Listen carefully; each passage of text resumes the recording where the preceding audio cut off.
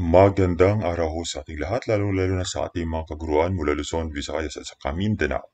Nagpalabas na ho ang DepEd ng Department Order No. 12, Series of 2025. Ito ang Multi-Year Implementing Guidelines on the School Calendar and Activities para sa susunod na taon na school year. Ito ay nilabas noong April 15 this year. Tingnan ho natin ano ang napaloob o nasa loob nito ng Department Order na ito. So first, makikita ho natin dito na magsimula ang klase on June 16, 2025 at magtatapos ito March 31, 2026. Meron hong 197 class days, inclusive na ho yan sa end of school year rights. So, tingnan natin ang bawat buwan sa susunod na mga for the next school year, ano yung mga activities. Tingnan ho natin dito. Now, since we are still on April, kung titingnan natin, April 17 tayo ngayon. So, that is a regular holiday.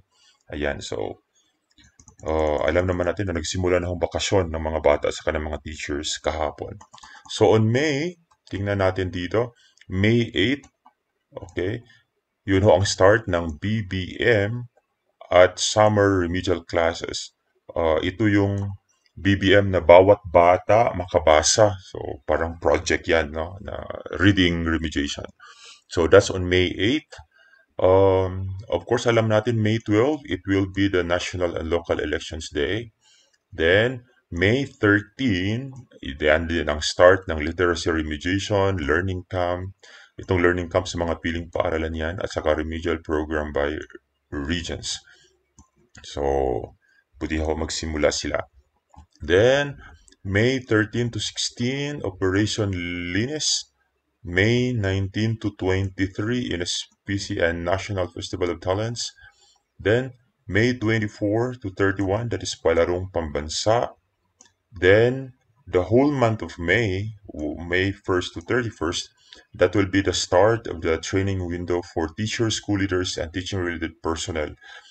Ito ho yun sa matatag curriculum. That's for the training for this year will be for grades 2, 3, 5, 8, and 11. Okay. So that's for the month of May. Let's go to the month of June. So June 1st, that's the end of 30-day teachers, end of school year break. Then June 6th, that's still part of the training window para sa matatag curriculum. Then, ang mga training for grades 2, 3, 5, and 11. No, kulang ito ng 8. Kasali ang grade 8 dyan. Then, June 6, magtatapos yung bawat bata makabasa, the summer remedial classes, the literacy remediation, the learning camps, then the remediation program. So, magtatapos yan ng June 6. Okay? Then, let's see, June 9. Let's have the start of mandatory health learners health assessment. Then June 9 to 13, that will be the Brigada Escuela as well as enrollment period. So, dito na ho na yan. Then, same, 9 to 20, that is Uplan Balik Escuela. June 12, that's a regular holiday.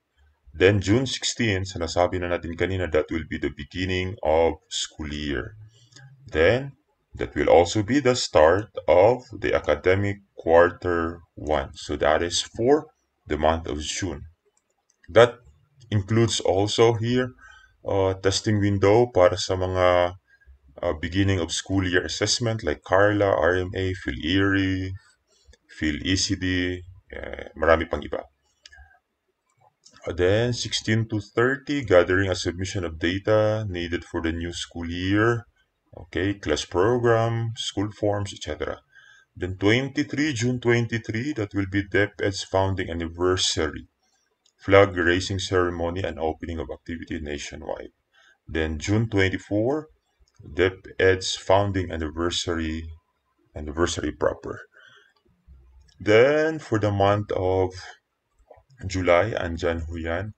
Then we will have, that will be August 20 and 22.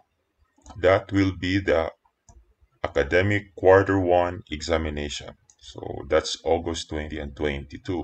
Kasi yung 21, that is a regular holiday. So, wala akong ano dyan. Then,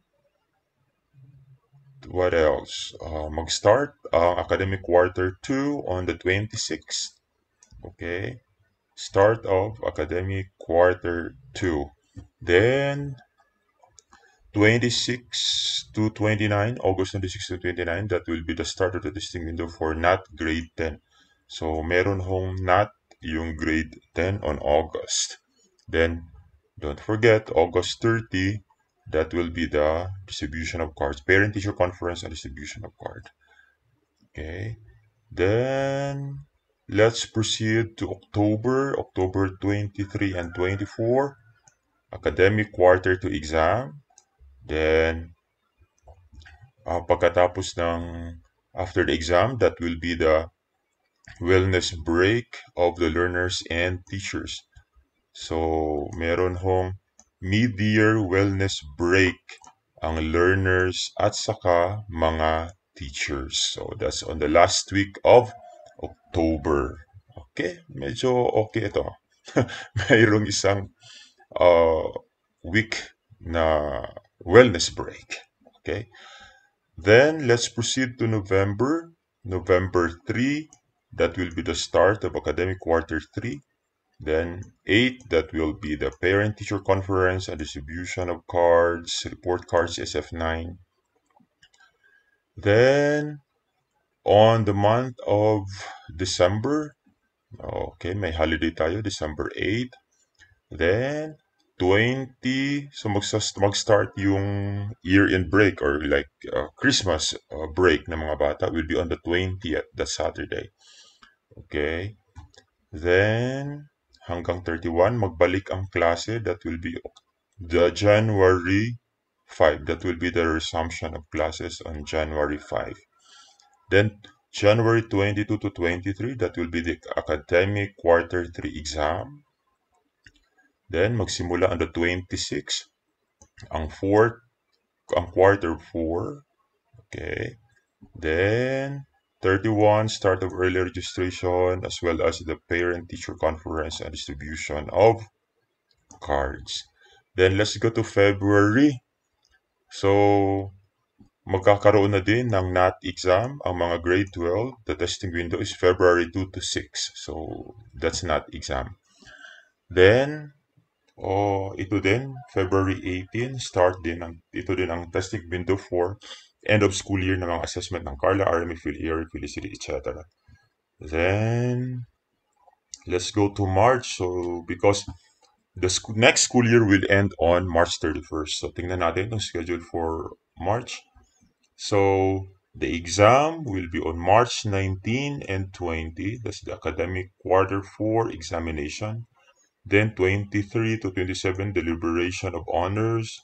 Then 30 and 31, the end of school year rites. So, dito ho yung mga graduation and moving up ceremonies. Then on April 1st, that will be the parent-teacher conference and distribution of cards. Then April 1 din, mag-start ang 30-day teachers end of school year break. Okay. So, yan na din ho. Then, magsisimula naman ulit. So, we just have to stop there in October. So, on April rather. So, that's March 31st, magtatapos ang next school year. Alright? So, yun ho ang napapaloob dito sa ating DepEd Order number 12 para sa school calendar and activities for the next school year, 2025 to 2026. You can download the copy in the official website ng DepEd. Magandang araw ho sa lahat.